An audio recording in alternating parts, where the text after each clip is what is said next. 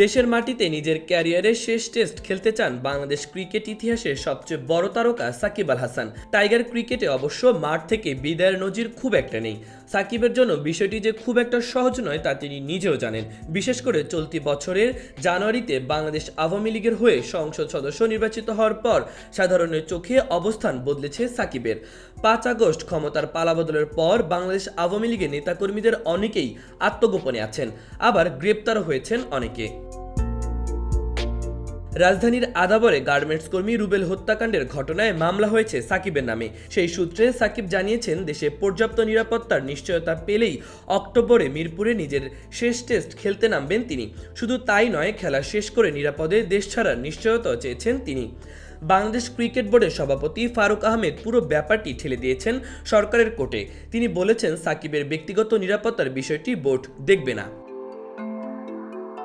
এবার সাকিবের নিরাপত্তা ইস্যুতে কথা বলেছেন অন্তর্বর্তী সরকারের যুব ও ক্রীড়া উপদেষ্টা আসিফ মাহমুদ। সাকিব আল হাসানকে তার রাজনৈতিক ক্যারিয়ারের বিষয়টি জনগণের সামনে স্পষ্ট করার আহ্বান জানিয়েছেন তিনি। রোববার 29 সেপ্টেম্বর শ্রমিক কল্যাণ তহবিলে গ্রামীণ ফোনের লভ্যাংশ চেক প্রদান অনুষ্ঠানে তিনি কথা বলেন। উপদেষ্টা আসিফ মাহমুদ বলেন, সাকিব আল হাসানকে জনগণের জায়গা থেকে নিরাপত্তা দেওয়া কঠিন, শেখ হাসিনাকেও দেওয়া যায়নি। এ সময় জাতীয় দলের একজন খেলোয়াড় হিসেবে সাকিবের নিরাপত্তার আশ্বাস দেন তিনি।